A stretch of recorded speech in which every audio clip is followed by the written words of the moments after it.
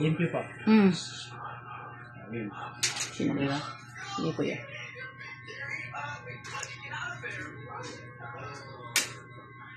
Dali itong ginagawa ko, nagka-calibrate ako, tsaka flashing. Plus Ayan. Pinapasukan ko yung barado, yung dumi ng gas line. Ayan. Tinanggal ko yung nozzle. Tapos, ano yun kuya para malakas na. ang malakas para din malakas ang apoy. apoy. Ayan. Tapos, mga nozzle mo, hindi ang bago ha. Pero mukhang bago. Nagmukhang bago na siya. Ayan. Ito yung proseso ng pagpa-flashing. Tanggalin ko to, yung nozzle.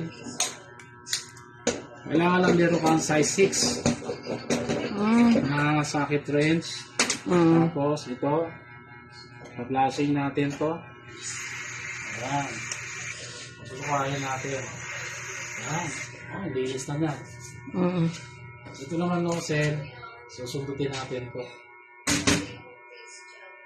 Pag ito, sunog na yung loob, i-declare ko na palitan na. Pero hindi pa naman siya sunog eh. Hindi pa to. Bago eh. Mukhang bago talaga, no? Bago eh. Doon mo naman itsura oh. Ayan. Makikita niyo yung resulta nito niya. Pag binuksan na yung ano mo. Ayan.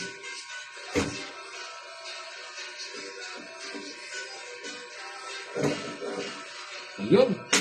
Raise yung lighter natin. Sa may lamisa yata. Saan ba yun? Hoy. Totally, na-clean na. Digris na natin. Makinis na po lahat. Yung mga gilid niya. Tinuro ko na kay ma'am. Hindi siya kung saan mo man. Junalin. Ang Junalin. Oh. Yan. Lakas ng apoy. Sugan-siga. Yan. Ano na to? Kasi yun yung naano mo eh. Okay. Okay, ito naman nilinisan ko. Tapos, ito, di ba no? Yan na na-explain ko sa'yo. Di ba may watermark? Oo. Ayan. Ito, bago matulog, mas maganda yung pinapractice mo na. Ang linisan. Ayan, di ba? Malinis na. Sabihin natin, yun, pagkatapos mo magluto, ayan, malinis na. Yan ang pinaka, ano mo. Wala tissue, wala akong tissue ah. Sige lang. Kasi nagbe-demo ko. Next time, huwag mo gumamit tissue yung malinis na trapo lang. Madami pa naman yung kuya. Takalin mo natin ito. Takalin mo na natin. Patuyin siya. Kasi wala mong kakalo eh. Ay, grabe. Pwede na ito sa'yo. Pwede na ibenta kuya.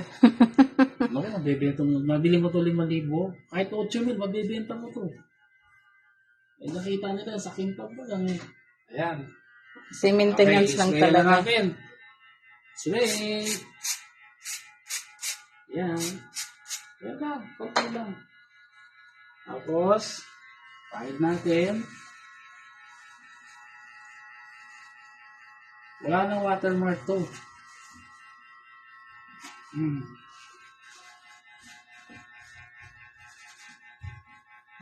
Huwag mo na gamitin to. Parang naano tuloy ako magamit niyan kuya. Ayan. Kasi mukha naman siyang bago eh. Oo. Ayan o. Ay, grabe. Huwag mo na gamitin to. Ito, may gas-gas oh. May nag-ano niyan. Ayan. Pero konti lang naman. Hindi nga halata oh. Masa na yung watermark? Gas-gas lang yun. Ayan. Dahil sa WD-40, may maintain niya yung nailinis na ano. Tapos, yung WD-40 kasi meron din siya kasamang oil, konti. So, yung oil kasi nagpa-protection niya sa metal para hindi siya agad kapitan ng kalawang. At the same time, meron siyang makintab na resulta. Ayan o. Ayan. Parang bago na talaga siya. Ito na. Okay, ito naman ako sa kabila.